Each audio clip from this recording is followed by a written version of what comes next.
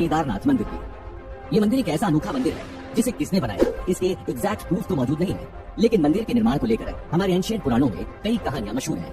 कोई कहता है कि इस मंदिर को महाभारत काल में पांडवों ने पाप से मुक्त होने के लिए बनाया, तो कोई कहता है कि इसे आदि शंकराचार्य ने 8वीं सदी में बनाया। इन सभी कहानियों के बीच एक बात तो तय है, ये मंदिर कई सारे सीक्रेट से भरा हुआ है, जिसके बारे में जानना एक कमाल का एक्सपीरियंस है। आपको जानकर हैरानी होगी कि आस्था और भक्ति का प्रतीक केदारनाथ मंदिर 400 सालों तक बर्फ में दबा था, और उस वक्त कोई ये नहीं जानता था कि बर्फ के अंदर बाबा भोलेनाथ का प्राचीन मंदिर है। आप केदारनाथ के उन पुजारियों के बारे में भी जानेंगे जिनके बारे में एक समय ऐसी मान्यता थी कि उनके पास सुपर नेचुरल पावर्स हुआ करती थी।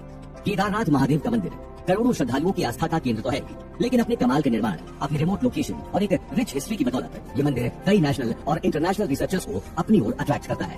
क्या आपको पता है कि केदारनाथ और भारत के कुछ दूसरे शिव मंदिर जियोग्राफिकली एक स्ट्रेट लाइन में बने हैं? वो भी तब जब दुनिया में कोई एडवांस टेक्नोलॉजी नहीं थी। हिमालय की गोद में बसा केदारनाथ मंदिर उत्तराखंड के रुद्रप्रयाग जिले में है। ये उत्तराखंड में सबसे ऊंचाई पर बना मंदिर है। इसका निर्माण इतना कमाल का है कि इसके जैसा दूसरा मंदिर पूरी दुनिया में कहीं नहीं है। मंदिर के बारे में आगे बढ़े उससे पहले इसके बेमिसाल आर्किटेक्चर की बात जरूर होनी चाहिए। दोस्तों, ये मंदिर सी लेवल से 3600 मीटर ऊपर बना है। इसका कंस्ट्रक्शन कुछ ऐसा लगता है कि इसे इंसानों ने नहीं, सुपर ह्यूमंस ने बनाया है। पांडवों के बाद कई वर्षों तक मंदिर का बाल भी बांका नहीं हुआ, लेकिन 8वीं शताब्दी तक मंदिर कई जगह से टूट चुका था।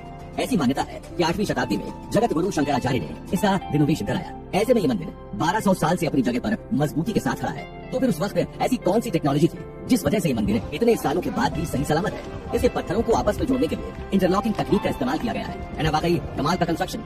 जरा सोचिए कि आज हमें किसी बिल्डिंग को बनाने के लिए क्रेन्स, मैकेनिकल लिफ्ट्स और बहुत सी मॉडर्न मशीन्स की जरूरत पड़ती है। वहीं हजारों साल पहले हिमालय के रिमोट रीजन, जहां आसानी से चलना भी मुश्किल है, वहाँ इतने हजारों टन भारी पत्थरों से इतना विशाल मंदिर कैसे बनाया गया होगा? हम इसके बारे में भी आगे जरूर सुनेंगे। लेकिन दोस्तों, केदारनाथ मंदिर का इतिहास और निर्माण जितना हैरान करने वाला है, उससे कहीं ज्यादा एक्साइटिंग है केदारनाथ मंदिर की यात्रा, जो कि अपने आप में एक एडवेंचर है। माना जाता है कि केदारनाथ की यात्रा हजारों वर्षों से जारी है। आज भी केदारनाथ यात्रा 4 धाम की यात्रा में सबसे महत्वपूर्ण होती है। अगर आप केदारनाथ आना चाहते हैं तो समझ लीजिए कि केदारनाथ के आसपास कोई रेलवे स्टेशन नहीं है। इसका सबसे नजदीकी railway station Rishikesh railway station है, जो गौरीकुंड से लगभग 210 किलोमीटर है, और उसके लिए आपके पास सिर्फ 6 महीने का वक्त होता है, क्योंकि मंदिर साल में सिर्फ 6 महीने ही खुला रहता है। इस दौरान हम इंसान यानी आम लोग भगवान शिव की पूजा कर सकते हैं, लेकिन बाद के 6 महीने ये मंदिर बंद होता है। पुराणों के अनुसार इन 6 महीनों में यक्ष और गंधर्व केदारनाथ मंदिर आकर भगवान शिव की पूजा करते हैं। लेकिन इसके पीछे क्या वजह है, इस राज से भी हम आगे पर्दा उठाने जा रहे हैं। दोस्तों, क्या आप जानते हैं केदारनाथ मंदिर का निर्माण पांडवों ने कराया है? केदारनाथ मंदिर इतना पुराना है कि इसका जिक्र हमारे पौराणिक ग्रंथों में भी मिलता है। स्कंद पुराण, वायु पुराण, केदार कल्प और केदार खंड में इस मंदिर के बारे में बड़े विस्तार से लिखा गया है। वायु पुराण के अनुसार जब ब्रह्मा जी ने ये सृष्टि बनाई तो उसकी रक्षा के लिए भगवान विष्णु ने नर और नारायण नाम के 2 ऋषियों का अवतार लिया। उन्होंने केदारनाथ के गंधमादन पर्वत पर भगवान शिव को प्रसन्न करने के लिए कड़ी तपस्या की। भगवान शिव उनकी तपस्या से खुश हुए और उन्हें दर्शन दिए। भगवान शिव ने नर और नारायण से वरदान मांगने को कहा। नर और नारायण ने भगवान शिव से अपने साक्षात रूप में केदार भूमि में ही रह जाने का वरदान मांगा। भगवान शिव ने उन्हें वरदान दिया और तथास्तु कहकर चले गए। तब से ही केदारनाथ भूमि को भगवान शिव का निवास स्थान माना जाता है। लेकिन केदारनाथ मंदिर की सबसे पॉपुलर और इंटरेस्टिंग स्टोरी पांडवों से जुड़ी है। आपने ग्रेट एपिक महाभारत की कहानी तो सुनी ही होगी। महाभारत के युद्ध को दुनिया का सबसे बड़ा युद्ध माना जाता है। इसमें पांडवों ने कौरवों को हराकर विजय प्राप्त की थी। लेकिन इस युद्ध के बाद क्या हुआ, ये बहुत कम लोग जानते हैं। महाभारत के युद्ध को धर्म और अधर्म के बीच का युद्ध कहा गया है। इस युद्ध में धर्म की रक्षा के लिए पांडवों को उनके ही भाई कौरवों से युद्ध करना पड़ा था। पूरे 18 दिन चली इस लड़ाई में पांडवों की जीत हुई। उन्होंने दुर्योधन और दूसरे सभी कौरवों को मार गिराया। इतना ही नहीं, युद्ध जीतने के लिए पांडवों को अपने गुरु द्रोणाचार्य, भीष्म पितामह और कई रिश्तेदारों को मारना पड़ा। युद्ध खत्म होने के बाद पांडवों को हस्तिनापुर का साम्राज्य तो मिल गया, लेकिन उन्हें सेटिस्फैक्शन नहीं मिल रहा था। अपने ही भाइयों और गुरुओं को मारने का गिल्ट उन्हें परेशान कर रहा था। ऐसे में युधिष्ठिर, भीम, अर्जुन, नकुल, सहदेव और द्रौपदी मिलकर भगवान कृष्ण के पास पहुंचे। पांडवों ने उन्हें अपनी सिचुएशन के बारे में बताया। हालांकि कई जगह भगवान कृष्ण की जगह महर्षि वेद व्यास का भी जिक्र है, लेकिन सबसे ज्यादा मान्यता भगवान कृष्ण को लेकर है। कहते हैं भगवान कृष्ण ने पांडवों की पीड़ा सुनी और फिर उन्हें बताया कि पांडवों ने युद्ध में अपने भाइयों और कई ब्राह्मणों की हत्या की है, इसलिए उन्हें गोत्र हत्या और ब्राह्मण हत्या का पाप लगा है। अगर पांडव स्वर्ग जाना चाहते हैं तो पहले उन्हें अपने इस पाप का प्रायश्चित करके शुद्ध होना होगा। लेकिन कैसे? पांडवों के ये पूछने पर भगवान कृष्ण ने उनसे कहा, जीवन और मरण के इस चक्र को चलाने वाले भगवान देवों के देव महादेव हैं। महाकाल के रूप में प्रसिद्ध भगवान शिव ही आप पांडवों को इस पाप से मुक्ति दिला सकते हैं। कहते हैं कि भगवान कृष्ण अच्छे से जानते थे कि भगवान शिव केदारनाथ में विराजमान है। यहाँ बर्फ में उनका ज्योतिर्लिंग छिपा है। इस ज्योतिर्लिंग के दर्शन से ही पांडव अपने पाप से मुक्त हो सकते थे। इसलिए उन्होंने पांडवों को केदारनाथ जाकर इस ज्योतिर्लिंग के दर्शन करने की सलाह दी। भगवान कृष्ण के कहने पर पांडव और द्रौपदी भगवान शिव की तलाश में हिमालय की गोद में बसे केदारनाथ की ओर चल पड़े। कई जगह ये दावा भी किया गया है कि पांडव भगवान शिव की ज्योतिर्लिंग को नहीं, साक्षात भगवान शिव को ढूंढने केदारनाथ की ओर निकले थे। अपनी तलाश में पांडव कई दिनों तक हिमालय में भटकते रहे। वो जहाँ जहाँ जाते उन्हें दूर तक बर्फ ही बर्फ दिखती। भगवान शिव को ढूंढते ढूंढते अब पांडव थकने लगे थे। पांडवों के पास आज के समय के अनुसार कोई फैसिलिटी मौजूद नहीं थी। वो उस वक्त जहाँ थे वहाँ इंसान तो क्या कोई परिंदा तक नजर नहीं आ रहा था। आखिरकार भटकते भटकते पांडव सबसे पहले गुप्त काशी पहुंचे। लकीली उस वक्त वहाँ भगवान शिव और पार्वती आराम कर रहे थे। कहते हैं भगवान शिव अपने ही भाइयों और गुरुओं की हत्या करने वाले पांडवों से बड़े नाराज थे। वो पांडवों को दर्शन नहीं देना चाहते थे, लेकिन माता पार्वती से दर दर भटकते पांडवों और द्रौपदी की ये हालत देखी नहीं गई, जिसके बाद गुप्त काशी में उन्होंने पांडवों को दर्शन दिए। भगवान शिव की तलाश में बेचैन हो रहे पांडवों ने उनसे शिव का पता पूछा। इस पर माँ पार्वती ने उनसे कहा, भगवान की इस खोज में मैं आपकी कोई मदद नहीं कर सकती, लेकिन मैं आपको इतना जरूर बता सकती हूँ कि आपको किस रास्ते पर जाना है। पांडव माँ पार्वती के बताए हुए रास्ते पर चल पड़े। रास्ते में उन्हें बहुत सारी भैंसों का एक झुंड नजर आया। युधिष्ठिर जानते थे कि भगवान शिव ने एक बार भस्मासुर से युद्ध के दौरान भैंस का रूप धारण किया था। उन्हें समझ आ गया था कि हो ना हो इन्हीं भैंसों के झुंड में भगवान शिव भी छिपे हुए हैं। युधिष्ठिर ने भीम से कहा, इन भैंसों को एक एक कर झुंड से बाहर निकालो, इन्हीं में कहीं भगवान शिव मिलेंगे। भीम एक एक करके भैंसों को झुंड से अलग करने लगे। उन्होंने जबरदस्ती सभी भैंसों को अपनी दो टांगों के बीच से गुजरने पर मजबूर किया। भैंसें एक एक करके भीम की टांगों के नीचे से जाने लगी, लेकिन उनमें से एक भैंसा भीम की टांगों के नीचे से गुजरने के लिए तैयार नहीं था। वो भैंसा जमीन पर अपना सिर रगड़ देखते ही देखते उसका आधे से ज्यादा शरीर जमीन में धंस गया। भीम ने फौरन दौड़कर उस भैंसे की पूंछ पकड़ी और उसे जमीन से बाहर खींचने लगे। ऐसा कहा जाता है कि भीम में 10,000 हाथियों की ताकत थी। भीम की इतनी ताकत और बहुत कोशिश करने के बाद भी भैंसे का केवल पिछला शरीर ही जमीन के ऊपर आ पाया। पांडवों की दृढ़ आस्था देख भगवान शिव ने प्रसन्न होकर उन्हें दर्शन दिए और उन्हें पाप से मुक्त किया। पांडवों के साथ हुई इस घटना के दौरान भैंस रूप धारण करने वाले भगवान शिव का केवल पिछला हिस्सा जमीन के ऊपर आ सका। इसलिए केदारनाथ मंदिर में आज भी शिव जी की इसी रूप में पूजा होती है, जबकि उनके शरीर के बाकी 4 हिस्से अलग अलग जगह पर निकले थे। शिव जी के शरीर के ये भाग जहाँ जहाँ निकले उसे आज पंच केदार कहा जाता है। पुराणों के अनुसार शिव जी के धड़ का ऊपरी भाग नेपाल के पशुपतिनाथ में निकला। रुद्रप्रयाग जिले के उखीमठ में शिव जी के शरीर का मध्यम भाग निकला। आज भी यहाँ मध्यमेश्वर शिव की नाभि की पूजा की जाती है। रुद्रप्रयाग के चोपता में स्थित तुंगनाथ में भगवान शिव की भुजाओं की पूजा की जाती है। ऐसे ही मुख की पूजा रुद्रनाथ में की जाती है और जटा कपिलेश्वर में पूजी जाती है। ऐसा कहते हैं कि पांडवों ने केदारनाथ में रहकर यहाँ मंदिर बनाया ताकि वे पूजा अर्चना करते हुए समय व्यतीत कर सकें। पांडवों के पास उस समय भगवान श्री केदारेश्वर की पूजा के लिए चने की दाल और मक्खन ही था। इसलिए आज भी भगवान केदारेश्वर की पूजा में चने की दाल और घी का बहुत ही महत्व है। अगर केदारेश्वर के लिंग को ध्यान से देखने पर उसके एक भाग में भगवान गणेश और दूसरी जगह पर माँ दुर्गा का चिन्ह दिखाई देता है। ये तो थी केदारनाथ की कहानी। लेकिन दोस्तों, क्या आपने कभी गौर किया है कि भगवान शिव हमेशा किसी दूर दराज के एकांत इलाके में ही रहते हैं, जैसे कैलाश पर्वत, अमरनाथ या दूसरे दूर इलाकों में? केदारनाथ में भी कुछ ऐसी ही जगह है जो आज भी केवल साल में 6 महीने ही खुलती है। बाकी के 6 महीने भगवान शिव एकांतवास में रहते हैं। दोस्तों, जैसा कि हमने आपको शुरुआत में बताया था कि केदारनाथ धाम के दरवाजे अक्षय तृतीया के दिन खुलते हैं और 6 महीने बाद भाई दूज को बंद होते हैं। हजारों साल पुराने इस केदारनाथ मंदिर की पूजा बड़े विधि विधान के साथ होती है। सुबह की सबसे पहली पूजा में ज्योतिर्लिंग को पवित्र जल से स्नान कराया जाता है। इसके बाद घी का लेप लगाया जाता है। फिर ज्योतिर्लिंग की आरती होती है, जिसमें आम भक्त भी शामिल हो सकते हैं। शाम के समय भगवान शिव का श्रृंगार किया जाता है। इस दौरान हिमालय से बड़े तंग आ गए थे। ऐसे में वो ब्रह्मा जी के साथ भगवान शिव के पास पहुंचे। भगवान शिव ने हिमालय को पर्वतों का राजा बना दिया और सभी देवताओं, यक्षों और गंधर्वों के लिए भी जगह तय कर दी। शिव जी खुद भी केदारनाथ ज्योतिर्लिंग के रूप में धरती पर रहने लगे। ऐसे में आदिकाल से ही यक्ष और गंधर्व भी भगवान शिव की पूजा करने यहाँ आते थे।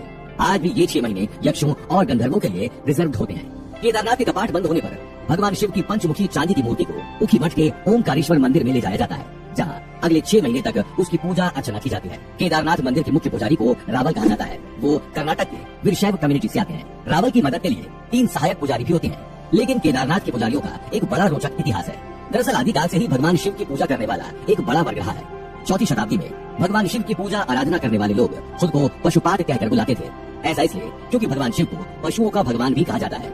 नेपाल में भगवान शिव का पशुपतिनाथ मंदिर बड़ा प्रसिद्ध है। आपने भगवान नंदी और दूसरे पशुओं को भगवान शिव की सेवा में जरूर उन पर बने शूज में देखा होगा। ऐसा कहते हैं कि पशुपात कम्युनिटी के लोग भी खुद को भगवान शिव का नंदी ही समझकर भगवान की पूजा करते थे। उनका रहन सहन और बर्ताव भी नंदियों की तरह होता था। वो शिव मंत्रों का जाप करते रहते और उन्हें सुपर नेचुरल पावर्स भी मिली थी। वहीं शिव जी के सेनापति वीरभद्र को ही आज भैरवनाथ के नाम से जानते हैं। ऐसी भी मान्यता है कि शमशान का देवता कहलाने वाले भैरव भगवान शिव के गुस्से से जन्मे हैं, यानी वो भगवान शिव का ही एक रूप है। इसलिए भैरव बाबा गढ़वाली संस्कृति के प्रमुख देवता है। केदारनाथ में भैरवनाथ का एक खुला मंदिर भी है। केदारनाथ के इतिहास के अनुसार 6वीं शताब्दी के बाद से ही केदारनाथ धाम में भक्तों और राजाओं की रुचि बढ़ने लगी थी। 10वीं शताब्दी के आते आते केदारनाथ एक प्रसिद्ध तीर्थ स्थल बन चुका था। इस वक्त तक केदारनाथ दूसरे तीर्थ क्षेत्रों से भी जुड़ चुका था। इस वक्त तक कई राजा भगवान शिव के दर्शन के लिए केदारनाथ पहुंचने लगे थे। 13वीं शताब्दी तक केदारनाथ के आसपास बहुत से राजाओं ने मंदिरों का निर्माण शुरू कर दिया था। देश के दूसरे इलाकों के पुजारी यहाँ भेजे जाने लगे। धीरे धीरे ये क्षेत्र एक प्रमुख और वेल कनेक्टेड तीर्थ क्षेत्र बन गया। चंपन तार जैसे प्रसिद्ध साउथ इंडियन पोइट्स ने तो 7वीं शताब्दी में केदारनाथ का उल्लेख अपनी कविताओं में भी किया था। बताया जाता है कि 13वीं से लेकर 19वीं शताब्दी के बीच नाथ और वीरशैव कम्युनिटीज काफी पॉपुलर थी। उन्हें भगवान शिव का सबसे बड़ा भक्त कहा जाता था। इन कम्युनिटीज के लोगों को भगवान शिव से जुड़े पुराण और ग्रंथ मुंह ज़बान याद थे। वीरशैव समुदाय के अनुसार केदारनाथ उनके 5 मठों में से एक है। केदारनाथ के अलावा रामपुरी, उज्जैन, श्रीशैलम और वाराणसी अन्य मठ हैं। हर मठ के लिए एक जगत गुरु है। उन्हीं के शिष्य केदारनाथ गुप्त काशी के विश्वनाथ मंदिर, मध्यमेश्वर मंदिर और ओमकारेश्वर मंदिर उखी मठ में पुजारियों का काम करते हैं। केदारनाथ के बारे में बात हो और गढ़वाल के बारे में बात ना हो, ऐसा नहीं हो सकता। जैसा कि आपने सुना कि 13वीं शताब्दी के बाद से ही केदारनाथ कई राजाओं से लेकर सामान्य लोगों के लिए तीर्थ स्थल के रूप में प्रसिद्ध हो चुका था। इसके बाद अगली 4 सदियों तक केदारनाथ बद्रीनाथ धाम के आसपास कई छोटी छोटी रियासतें राज करने लगी। हर रियासत ने यहाँ अपना एक किला, जिसे गढ़ कहते हैं, उसे बनवाया। यहीं से इस क्षेत्र का नाम गढ़वाल पड़ा। ये छोटी छोटी रियासतें 16वीं शताब्दी में राजा अजयपाल की रियासत में मिलकर एक हुए। अजयपाल परमार वंश के एक राजा थे। ऐसा कहते हैं कि इस क्षेत्र की रिमोटनेस की वजह से ही अन्य क्षेत्रों के कंपैरिजन में इसका डेवलपमेंट धीमा हुआ। ऐसा भी माना जाता है कि इस क्षेत्र को एक नया रूप तब मिला जब यहाँ शंकराचार्य का आगमन हुआ। इस समय काल में भारत और तिब्बत के बीच व्यापारिक रिश्ते बन गए थे। ये तीर्थ यात्रा भी पैसे कमाने का एक मेजर सोर्स बन गई थी। नॉर्थ इंडिया से तिब्बत जाने के लिए बद्रीनाथ से होकर जाना पड़ता था, क्योंकि केदारनाथ अपने बड़े ग्लेशियर्स के कारण ज्यादातर बंद रहता था। इसलिए केदारनाथ फाइनेंशियल नजरिए से उतना जरूरी नहीं था। उस दौर में तिब्बत, सेंट्रल एशिया और रशिया जाने के लिए बद्रीनाथ एक प्रमुख रास्ता था। ब्रिटिशर्स ने इस रूट का खूब फायदा उठाया। उन्हें यहाँ सिल्क, कश्मीर वूल, सोना, नमक और बोरामकस मिलता था। साल 1815 में गोरखाओं को हराकर ब्रिटिश ने इस इलाके को अपने अधीन कर लिया। आपने दुनिया की कई अजूबों और उनसे जुड़ी अलग अलग कहानियां सुनी होंगी। समय के साथ हर पुराना मंदिर, महल या दूसरा कोई मॉन्यूमेंट खराब होने लगता है। कई मॉन्यूमेंट वक्त की मार नहीं झेल पाते और खंडहर में बदल जाते हैं। लेकिन केदारनाथ एक ऐसा प्राचीन मंदिर है जो आज भी हजारों सालों से जैसे का वैसा खड़ा है। केदारनाथ मंदिर को भारी भरकम पत्थरों को जोड़कर बनाया गया है। ये अपने आप में एक अजूबा ही है। लेकिन आपको ये जानकारी इससे भी ज्यादा हैरानी होगी कि ये मंदिर करीब 400 सालों तक बर्फ के नीचे दबा रहा। जब मंदिर कई जगहों से टूटने लगा तो 8वीं सदी में जगत गुरु शंकराचार्य ने इसे रिनोवेट कराया। लेकिन दोस्तों, क्या आप जानते हैं कि इसके कई सालों बाद दुनिया में एक लिटिल आइस एज भी आया। जी हाँ दोस्तों, 1300 टू 1900 AD के पीरियड को लिटिल आइस एज कहा जाता है। केदारनाथ तो पहले ही हिमालय की गोद में बसा एक मंदिर है। कहते हैं लिटिल आइस एज में बर्फ ने इस मंदिर को पूरी तरह अपनी चपेट में ले लिया। इसके बाद 400 साल तक ये मंदिर बर्फ के नीचे दबा था। इस दौरान किसी को ये अंदाजा भी नहीं हुआ कि इस सुनसान बर्फीले इलाके में कोई ऐतिहासिक मंदिर भी दबा हुआ है। Wadia institute of Himalayan geology Dehradun के वैज्ञानिकों ने इस बारे में डिटेल स्टडी की है। लाइकेनोमेट्रिक डेटिंग पत्थरों की उम्र जानने की टेक्निक है। वैज्ञानिकों ने लाइकेनोमेट्रिक डेटिंग के जरिए केदारनाथ मंदिर से जुड़े एक बहुत बड़े राज को दुनिया के सामने लाया है। वैज्ञानिकों ने दावा किया ये मंदिर 400 साल तक बर्फ के नीचे दबा था। अपने इस दावे को साबित करने के लिए उन्होंने कुछ सबूत भी दिए। वैज्ञानिकों ने बताया कि मंदिर की दीवारों पर बहुत सी पीली लकीरें या लाइंस बनी हैं। ऐसी लकीरें तभी बन सकती है जब कोई ग्लेशियर या चट्टान लंबे वक्त तक मंदिर की दीवारों पर रगड़ती रही हो। वैज्ञानिकों का दावा है कि मंदिर के अंदर भी ग्लेशियर में जमे रहने के निशान है, क्योंकि अंदर के पत्थर बाहर की तुलना में ज्यादा पॉलिश नजर आते हैं। आपकी जानकारी के लिए बता दें कि ग्लेशियर में सिर्फ बर्फ नहीं होती, इसमें चट्टानें और मिट्टी भी होती है। लेकिन हैरानी की बात है कि 400 साल बर्फ के नीचे दबे होने के बाद भी मंदिर का बाल तक बांका नहीं हुआ। लाइकेनोमेट्रिक डेटिंग के मुताबिक केदारनाथ रीजन में ग्लेशियर फॉर्मेशन 14th सेंचुरी में शुरू हुआ और 1748 तक चला है। और केदारनाथ चोराबरी ग्लेशियर का हिस्सा है। ये मंदिर 3 तरह से पहाड़ों से घिरा है। मंदाकिनी नदी के तट पर बसा केदारनाथ ठंडियों के दिनों में पूरी तरह से बर्फ से ढका रहता है। हिंदू पुराणों के अनुसार भगवान शिव न केवल सेवियर हैं बल्कि डिस्ट्रॉयर भी हैं। इस मंदिर का निर्माण ही कुछ इस तरह किया गया है कि कोई भी नेचुरल डिजास्टर इसका बाल भी बांका नहीं कर सका। केदारनाथ मंदिर 85 फीट ऊंचा है। इसकी लेंथ 187 फीट और विड्थ 80 फीट है। इसकी दीवारें 12 फीट मोटी है और बहुत मजबूत पत्थरों से बनी है। ये पत्थर 6 फीट ऊंचे एक चबूतरे पर स्थित है। रिसर्चर्स ने केदारनाथ मंदिर के 4 अलग अलग हिस्सों से रॉक सैंपल्स लिए। इन रॉक सैंपल्स को माइक्रोस्कोप, एक्सरे और XRD सिस्टम की मदद से स्टडी किया, जिसमें उन्होंने पाया कि पत्थर क्वार्ट्ज, फेल्डस्पर और माइका से बने। ये पत्थर नेचुरली डल व्हाइट कलर के हैं और इनमें बीच बीच में डार्क और लाइट बैंड्स हैं, जबकि मंदिर के एक्सटीरियर स्टोन वक्त के साथ काले पड़ गए हैं। रिलीजियस लिटरेचर और आर्कियोलॉजिकल स्टडीज के अनुसार ये मंदिर कम से कम 3000 साल पुराना है। हालांकि इस मंदिर की दीवारों पर बने आर्टवर्क 650 से 850 AD के बीच के बताए जाते हैं। पुराणों में मंदिर के आसपास ग्लेशियर होने का कोई जिक्र नहीं मिलता। इसलिए वैज्ञानिक मानते हैं कि मंदिर के पास ग्लेशियर की 3 वजहें हो सकती हैं। पहली ये कि ग्लेशियर मंदिर की मौजूदा लोकेशन से बहुत दूर हो। दूसरा ये कि उस इलाके में कोई ग्लेशियर ही ना रहा हो। और तीसरा ये कि वहाँ पहले भी ग्लेशियर रहा होगा, जिसे काट कर ये मंदिर बनाया गया होगा। एक्सपर्ट्स मानते हैं कि साल 2013 की भीषण बाढ़ के बीच भी केदारनाथ मंदिर इसलिए बचा रहा क्योंकि इसका निर्माण और वास्तु बेजोड़ है। गढ़वाल के गोपेश्वर में गोपेश्वर महादेव या गोपीनाथ का मंदिर है। ये दिखने में बिल्कुल केदारनाथ मंदिर जैसा ही है। आर्किटेक्ट्स मानते हैं कि ये मंदिर भी केदारनाथ मंदिर की तरह मजबूत है। केदारनाथ मंदिर का एक और पत्थर बड़ा फेमस है। ये पत्थर हजारों साल पहले से यहाँ नहीं है, बल्कि 2013 में यहाँ आया। दरअसल 2013 में जब केदारनाथ में बाढ़ आई तो उस वैली में सब कुछ तहस नहस हो गया, लेकिन केदारनाथ मंदिर को कुछ नहीं हुआ। इसका एक बहुत बड़ा रीजन यही पत्थर है। दरअसल जब केदारनाथ में बाढ़ आई तो कहीं से एक बहुत बड़ा पत्थर आकर केदारनाथ मंदिर के ठीक पीछे फंस गया। इसी डायरेक्शन से पानी मंदिर की ओर आ रहा था, लेकिन इस पत्थर ने मंदिर के लिए शील्ड का काम किया।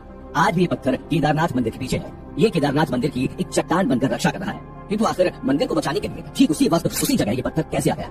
ये महज एक कोइंसिडेंस है या फिर भगवान शिव की ही कोई लीला? आपने अब तक सुना कि कैसे केदारनाथ के मंदिर का निर्माण कितना रहस्यमय और हैरत अंगेज है। इसके बारे में जानकर ये यकीन कर पाना बड़ा मुश्किल है कि इसका निर्माण इंसानों ने किया है। ऐसा लगता है कि इसे जरूर किसी सुपर ह्यूमन ने बनाया होगा, लेकिन यकीन मानिए हजारों साल पहले बगैर किसी मॉडर्न टेक्नोलॉजी के ये मंदिर बनाया गया है। दोस्तों, केदारनाथ मंदिर जैसा मार्बल दुनिया में शायद कहीं नहीं है, लेकिन इस मंदिर और भारत के दूसरे प्रसिद्ध ज्योतिर्लिंगों में एक कनेक्शन जरूर है। क्या आप बता सकते हैं कि वो क्या है? दरअसल केदारनाथ और बाकी ज्योतिर्लिंगों में ये कनेक्शन है कि केदारनाथ से लेकर साउथ इंडिया के आखिरी रामेश्वर ज्योतिर्लिंग तक ये सारे मंदिर जियोग्राफिकली एक स्ट्रेट लाइन में बने हैं। ये सारे ज्योतिर्लिंग 79 डिग्री लॉन्गिट्यूड पर स्थित हैं। केदारनाथ से शुरू करें तो ये 79.06 डिग्री पर है। ऐसे ही आंध्र प्रदेश का श्रीकालहस्ती मंदिर 79.70 डिग्री पर है। इसके बाद तेलंगाना का कालेश्वरम मंदिर 79.90 डिग्री पर है। वहीं तमिलनाडु के अरुणाचलेश्वर, थिल्लई नटराज, जम्मूकेश्वर, एकाम्बरेश्वर नाथ मंदिर और रामेश्वरम मंदिर मिलकर एक सीधी लाइन बनाते हैं। जरा सोचिए, हजारों साल पहले बने मंदिरों को जियोमेट्रिकली इतना परफेक्ट कैसे बनाया गया होगा? इस तरह के प्राचीन मंदिरों के अद्भुत निर्माण को शब्दों में बयान करना संभव नहीं है। केदारनाथ से रामेश्वरम के बीच के सभी मंदिर एक स्ट्रेट लाइन में स्थित हैं। ऐसे बहुत सारे राज हैं जिन पर से पर्दा उठना बाकी है।